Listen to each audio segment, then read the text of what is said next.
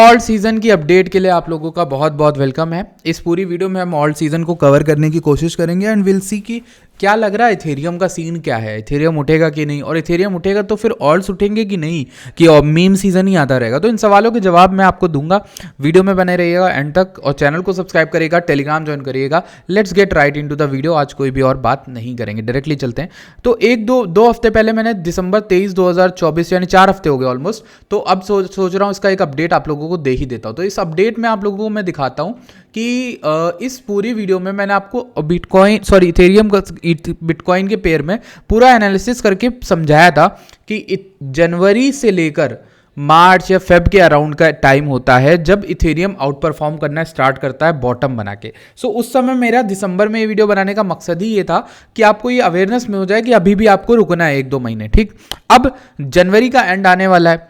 अगर जनवरी के एंड में हम बहुत क्रिस्टल क्लियर पास हैं टू द पॉइंट जहां पे हमें एक डिसीजन बनाना है कि ऑल सीजन उठेंगे कि नहीं। अब देखो यहां पर हम अपडेट देखते हैं। मैंने साइकिल्स आपको बताई थी कि टॉप बॉटम की इथेरियम की। ठीक, अब यहां पर अगर हम देखें पॉइंट बहुत ही क्लियर कट से, अगर मैं आपको वीडियो में दिखाऊं तो जो लेवल जिसकी मैं बात कर रहा था वो 0.786 का लेवल था, 0.03149 का। ठीक, वो लास्ट होप होता है हमारा। अब अगर हम देखें तो हम उस लास्ट होप पे भी आ गए हैं। ठीक, और ऑलमोस्ट वहां से भी अगर हम देखें तो इथेरियम बीटीसी में फॉल जो है 16-15% का और मिल गया। ठीक, अब इस लास्ट होप में क्या इथेरियम रुकेगा? So that is the key question, और यही क्वेश्चन के ऊपर एनालिसिस, क्वेश्चन के ऊपर बात करने के लिए इस वीडियो को बनाया जा रहा है। सो अब लेट्स सी, बिटकॉइन को बात करेंगे, इथेरियम की बात करेंगे, मतलब ऑल्ट कॉइन की भी बात करेंगे, बट अभी पहले हम इसको समझते हैं। इथेरियम बिटकॉइन जनरली जब बॉटम करता है तब आपका ऑल्ट सीजन स्टार्ट होता है। ये तो आपको पता होगा अगर आप मेरे चैनल पे अब तक हो तो। अब बात करते हैं वीकली को, मंथली को देख रहे हैं। इनफैक्ट हम मंथली चार्ट देख रहे हैं अभी। अगर हम मंथली चार्ट को देखें we get something interesting, that is कि फाइनली मंथली चार्ट का आरएसआई अब 30 के अराउंड है।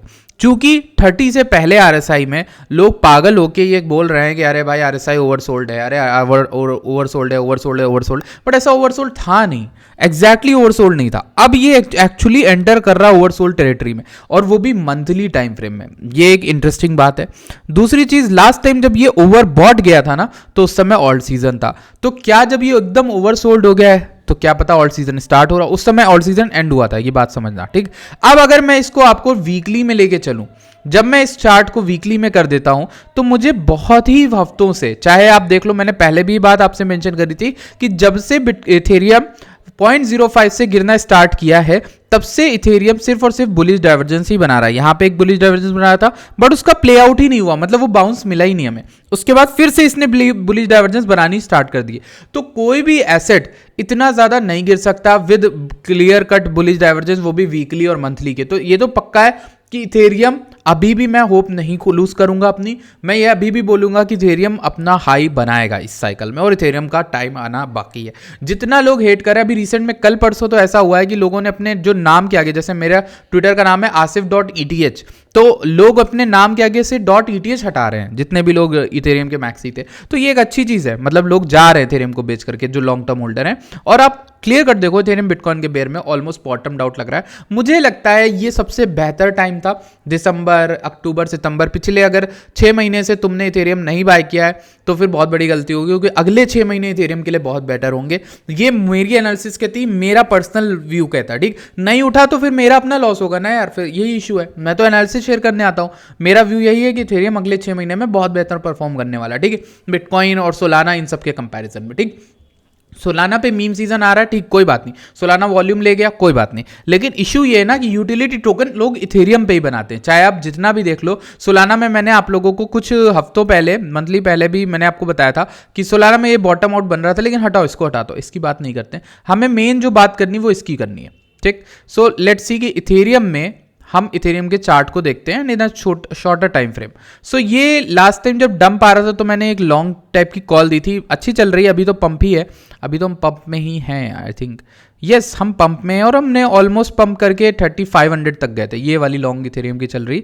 इसके बाद अगर हम बात करें जो मुझे एक्चुअल में आपको दिखानी थी वो था ETH BTC का ये वाला चार्ट। इस चार्ट में अगर हम इथेरियम का देखें सो हमें देखने को मिलता है, अगर हम पूरी प्रोफाइल ड्रॉ करें रीसेंट लोकल लो से, यानी अगस्त से ऊपर का फिब, तो हमें दिखता है इथेरियम अभी मेजॉरिटी ऑफ टाइम यहाँ पर 3100 से 2800 बिताए ना तो भी कोई इश्यू नहीं होना चाहिए, क्योंकि ये आपको एक अच्छा विक मिलेगा। देखो आपको वो फाइनल विक तो ऑलरेडी मिल गई थी, जब इस दिन इतना सारा सेल ऑफ हो रहा था तब भी आपने बाय किया तो कोई बात नहीं। मतलब अगर आपने इस जगह पे इस विक में कहीं भी बाय किया आप सेफ साइड हो, ठीक। क्योंकि मुझे ऐसा लगता है कि इथेरियम लॉन्ग टर्म में बहुत ही बेहतरीन परफॉर्म कर सकता है, एंड रीजन बीइंग कि इसने फाइनली अपने गोल्डन जोन को भी टेस्ट कर लिया है। तो अगर ये वीकली चूंकि अच्छी नहीं लग रही देखने में, ठीक है, लेकिन ये वीकली तो अच्छी लग रही थी। ये तो एक हैमर था जो कि एक गोल्डन जोन के अराउंड बना है। अगर वीकली में इससे अच्छा बॉटम का सिग्नल तुम्हें मिल जाता है तो मुझे नहीं पता कहां मिलेगा, लेकिन ये मुझे वीकली में बहुत अच्छा बुल रन में सिग्नल मिल रहा है कि बुल रन के दौरान एक करेक्शन हुआ, उसमें आपको एक हैमर कैंडल मिली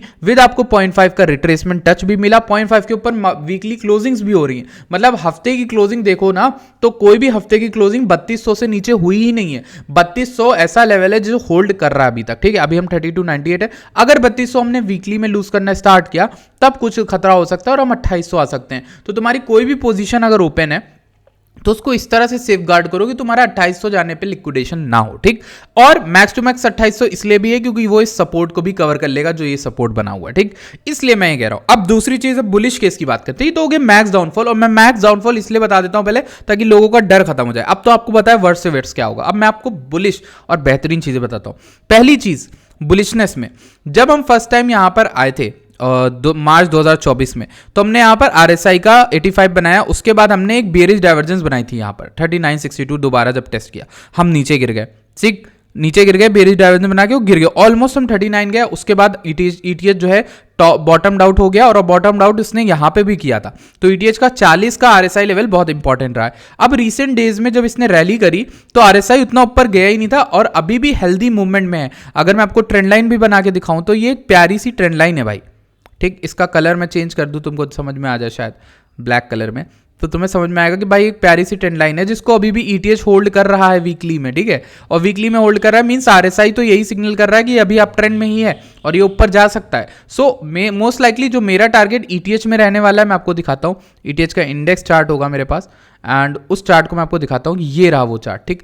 इसी को मुझे आपको दिखाना भी था कि ये देखो ETH में आपके पास जो एक रेजिस्टेंस है वो एक रेजिस्टेंस सिर्फ ये ट्रेंड लाइन है जो आ रही है, और इसने अभी रिसेंट डेज में रिजेक्ट भी किया जहां मैंने शॉर्ट भी दिया था, लोगों को वार्न किया था 3500 के अराउंड, ठीक। अब ETH के पास एक ही ऑप्शन है, या तो वो 3200 वीकली में होल्ड करते हुए ऊपर जाए और इस पूरे एरिया को ब्रेकआउट करे, यानी 3500 का। अगर 3500 का एरिया ब्रेकआउट देता है तो हम आ सकते हैं 3900 इजिली, एंड उसके बाद ये ग्रीन बॉक्स 4600 4800। अगर मैं आपको बुल रन के टारगेट बताऊं तो 8400 से लेकर 13000 के बीच में ETH का टारगेट हो सकता है। रिगार्ड अब मैं ये कैसे ले रहा हूं, कैसे डेटा निकाला इतना ज्यादा कैसे, क्योंकि मैं यहां पर ये देख रहा हूं कि सारे ऑल्ट कॉइन्स के मुकाबले अगर सोलाना 10x 20x कर सकता है, और जो ETH जो है ऐसा कॉइन है इसने अभी ऑलमोस्ट 4x भी नहीं किया है, आई थिंक 3x ही किया है, ठीक है, बॉटम से।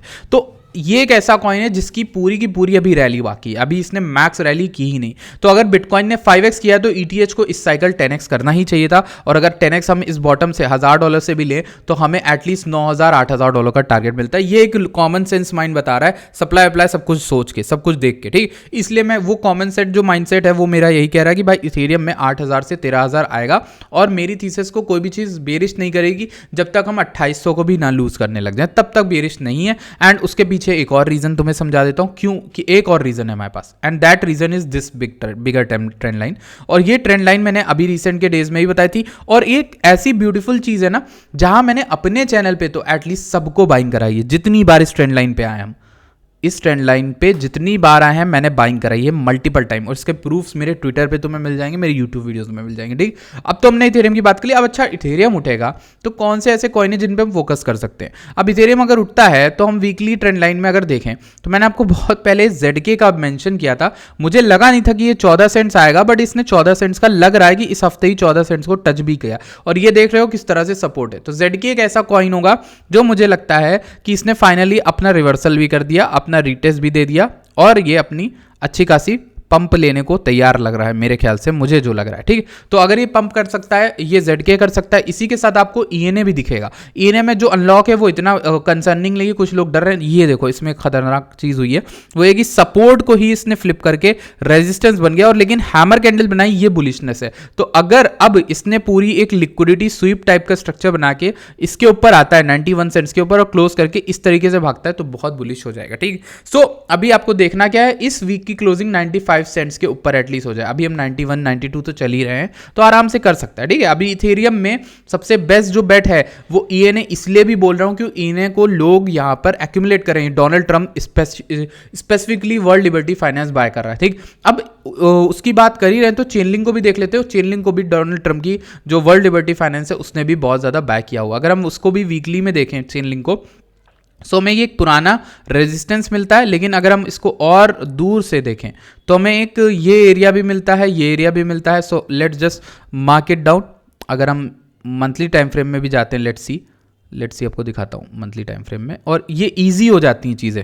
अगर मैं आपको दिखाऊँ, चेनलिंक ऐसा कॉइन था जिसका तुमने $6 पे इतना इजी प्रेडिक्शन दिया था, और वो कोई भी कर सकता था हमारे अलावा। जैसे आपको मैं दिखाता हूँ, पहले तो ये कॉमन लेवल है, ठीक है, ये कॉमन लेवल है जिसका रिटेस्ट हुआ।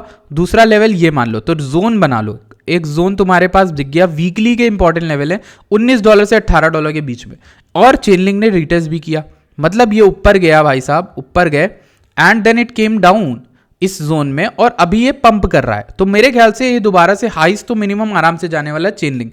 अब चेनलिंक के अलावा एक और कॉइन को बाय कर रहे थे ट्रंप के वर्ल्ड लिबर्टी फाइनेंशियल, उसका नाम था ऑन्डो। तो ऑन्डो को भी देखते हैं। ऑन्डो जो है वो एटलीस्ट रेजिस्टेंस के अराउंड है, तो मोस्ट लाइकली एक हैमर और रिवर्सल टाइप का पैटर्न बना रहा है।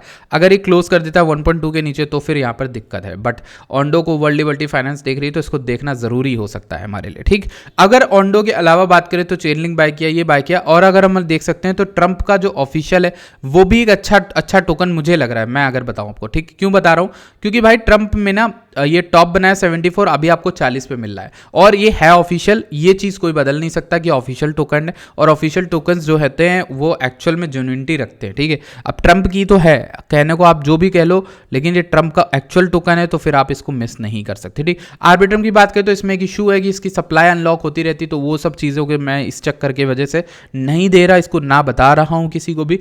अगर हम इसी के साथ और देखना चाहें तो एक कॉइन और अच्छा है जिसको हम कहते हैं सही, इसने भी अपना ATH अभी ब्रेक नहीं किया जो मार्च में बनाया था, तो मार्च से ज़्यादा मुझे लगता है कि इसमें भी एक ATH बन सकता है। अगर आप इस लो से भी golden pocket let's see draw करते हो तो आपको ये वाला मिलता है, लेकिन इसको तो इसने ब्रेक कर दिया था फाइनली। सो अगर हम इस लेवल से भी गोल्डन पॉकेट ड्रॉ करें और इस हाई को भी लेते हैं, सो लेट्स सी अभी भी सही अपने गोल्डन पॉकेट जोन से नीचे है, तो मोस्ट लाइकली अगर यहाँ पे डबल बॉटम बना के अपने गोल्डन पॉकेट को रिक्लेम कर ले, यानी कौन सा गोल्डन पॉकेट है, अभी इसने गोल्डन पॉकेट जोन तोड़ दिया है, लेकिन ये चीज़ अच्छी की डबल बॉटम बना चुका है अभी, ठीक। तो डबल बॉटम बनाया तो रिक्लेम कर ले, जैसे ही ये 41 सेंट्स को रिक्लेम करेगा तो मेरे ख्याल से इसमें एक इस तरीके का एक अप ट्रेंड स्टार्ट होगा। फिर इसी के साथ आप एक और चीज़ भी बुलिश इसमें देख सकते हो, वो ये कि एक ट्रेंड लाइन को तो फॉलो कर ही रहा है, ठीक है। अगर हम देखें तो जिसको ब्रेक डाउन किया है, ठीक, इस तरीके की एक ट्रेंड लाइन तुम ड्रॉ करते हो और जिसका ब्रेकडाउन जस्ट अभी दिख रहा है हमें। अगर टूट जाती है तो फिर तो बेरिश है। देखो जिस ट्रेंड लाइन को इसने एक्चुअली में अभी जस्ट फ्लिप किया, तो अभी हमें यही चाहिए कि सही 41 42 को रिक्लेम करे, इसमें बहुत अच्छी ट्रेड बन जाएगी बुलिशनेस की, ठीक। अब इसी के साथ इस सब की बात कर ली, तो सोलाना की बात ना करें ऐसा हो नहीं सकता। तो सोलाना की बात करनी क्यों जरूरी है, क्योंकि सोलाना ने अपना ATH क्रिएट कर दिया और पुराने ATH के अराउंड मंडरा रहा है। जब तक ये पुराने ATH के अराउंड मंडरा रहा है ये खतरे की घंटी नहीं खत्म होगी, ठीक। सो आपको क्या चाहिए कि सोलाना इस ATH को कंफर्म करे एंड ऊपर जाए, क्योंकि इसने ब्रेकआउट दे दिया है तो हो सकता है ये टेक्निकली एक रीटेस्ट दे रहा हो और फिर ये हाई की तरफ भागे। अब इसके लिए क्या चाहिए, हमें एक बुलिश न्यूज चाहिए। बट सोलाना में मैं आपको एक वार्निंग देना चाहूंगा कि पिछले पूरे टाइम से इसमें एक लोअर लोज ही बने, लोअर लोज RSI में बने, जिसकी प्ले आउट तो हो गया था, लेकिन अभी अगर हम पिछले कुछ टाइम से देखें तो ये वाला RSI में भी एक लोअर लो ही बन रहा है, ठीक है। अभी सोलाना जबकि ऊपर है 254 से पिछली बार से, लेकिन इस बार हाई गया था 300, फिर भी RSI उतना ऊपर नहीं गया। सो ये चीज़ भी टेक्निकली हमारे लिए इंपॉर्टेंट होती, इसको भी देखते रहना, ठीक। अब इन सब के बावजूद हमारे पास एक कंटेंडर है जिसको हम नहीं भूल सकते, उसका नाम था डोजकॉइन, और ये ब्लैक लाइन मार्क थी सपोजिटली 33 सेंट्स की हमारे चैनल पर, तो अभी भी होल्ड कर रहा है। और मुझे लगता है डोज ऐसा कॉइन है जिसने ये पूरी रैली की है, ये ऑलमोस्ट नीचे वाली रेंज पे अभी तो नहीं आने वाला 13 सेंट्स। तो आप ये ऐसा कॉइन है जिसमें आप DCA स्ट्रेटजी ही अपनाओ तो बेहतर है। इसका ऑल टाइम, इसका जो मेरा टारगेट है वो $1 से $2 के बीच रहने वाला है इस बुल रन में। मैं बहुत कंजर्वेटिव टारगेट दे रहा हूँ, इससे भी ज़्यादा कर सकता है, लेकिन अभी जो मिनिमम टारगेट दे रहा हूँ वो यही दे रहा हूँ। देखो RSI भी एकदम ऑलमोस्ट नीचे आ गया, थक चुका है, ठीक है। अगर मैं डेली में तुम्हें RSI दिखाऊं तो ऑलमोस्ट बॉटम करके ही ऊपर उठ रहा है और स्लोली उठ रहा है। जब आपको यही चाहिए होता है, अच्छे कॉइन में स्लो ग्रोथ होती है और धीरे धीरे ग्रोथ होती है, ठीक है, ऐसे ऐसे करके। सो ये इंपॉर्टेंट होता है हमारे लिए। ओके, सो इसके अलावा आई थिंक कोई भी अपडेट नहीं है। सारे कॉइन्स तो हमने बात कर लिए। डॉट की भी बात कर लेते हैं। डॉट क्या कर रहा है, पोल्का डॉट। सो पोल्का डॉट अभी अपने वही गोल्डन पॉकेट जोन में, ये भी एक अच्छी ट्रेड हो सकती है, बट ये फ्रस्ट्रेटिंग ट्रेड है।